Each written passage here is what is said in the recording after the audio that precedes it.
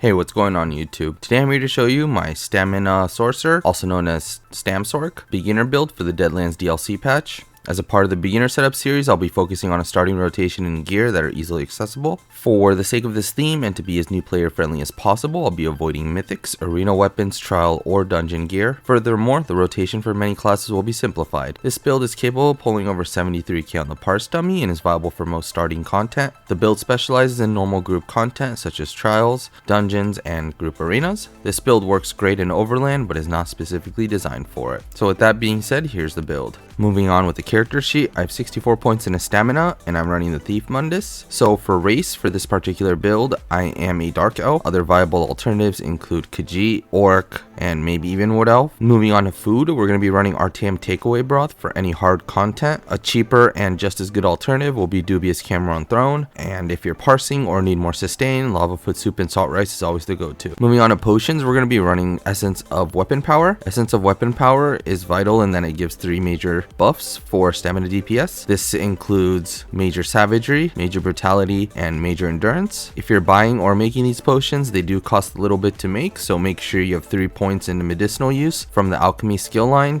to make sure you get the full duration of the buffs. So for CP, for the blue tree, we're going to be running Fighting Finesse, Master at Arms, Deadly Aim, and Backstabber. For the red tree, we're going to be running Boundless Vitality, Fortified, Rejuvenation, and Bloody Renewal.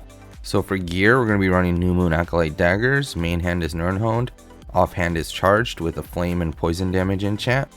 On our back bar, we're running a New Moon Acolyte Greatsword infused with a weapon damage enchant. For the helm and shoulders, we're running 2 pieces of Night Mother, both in light and divines. For the body, we have 5 pieces of Hunning's Rage, all max stam, traded in divines. All 5 pieces of Hunning's is going to be in medium armor. For the jewelry, we're running 3 pieces of New Moon Acolyte, all with weapon damage, traded in Bloodthirsty. So for skills, we're going to be running Bound Ornaments, Crystal Weapon, Barbed Trap, Clan Fear, Twilight Tormentor, and Dawnbreaker.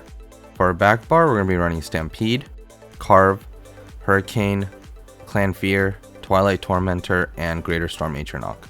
So for rotation, we're just going to start off with our back bar. We're going to do Carve into Stampede, into Hurricane, and Trap, and then you bar swap Bound Ornaments, and then 3 crystal weapons. As long as you light attack this next Bound Ornaments, you'll hit 4 stacks, which is the max stacks for Bound Ornaments. And when you have your Greater Storm Atronach, just drop that in place of Hurricane. So because this rotation is simplified, and I didn't want to do alternating skills, Barbed Trap is going to be refreshed with a good amount of time left, so is Hurricane. But Storm Atronach in replacement of Hurricane can minimize a little bit of that, so that's why we drop Storm Atronach in replacement of Hurricane. So for closing thoughts, first I'd recommend running all medium on the armor pieces because sustain did seem to be a bit of an issue, as you'll see in the parse. I almost completely stammed out, meaning I had no stam towards the end of the parse, so replacing the 2 light armors with medium should work just fine.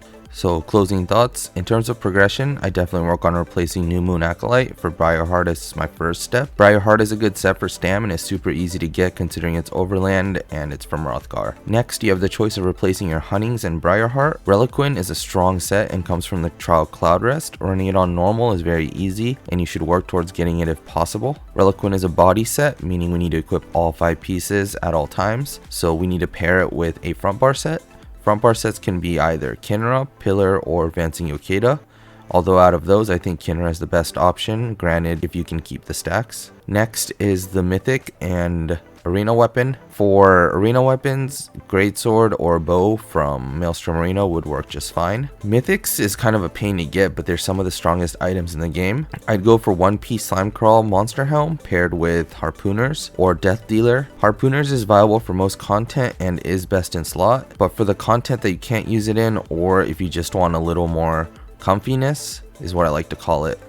A good alternative will always be Death Dealer's Fate because it gives you more health and your off stat as well, so more resources equals more survivability. For monster helms, we have a few options, but Stormfist, Kjarnar, and Maul of the Inferno are my personal picks. One last thing, you can always run Zovgin, it'll free up a slot because you don't have to run Trap, and I think that wraps it up. As always, thank you for watching my video, and if you have any questions, please feel free to leave them in the comment section below. We finally hit 1K subs, and I'm super excited that people are starting to watch my content. Please consider subscribing if you haven't. If you like the piggies, hit that like button. As per usual, a parcel will be included, and once again, thank you and have a good day.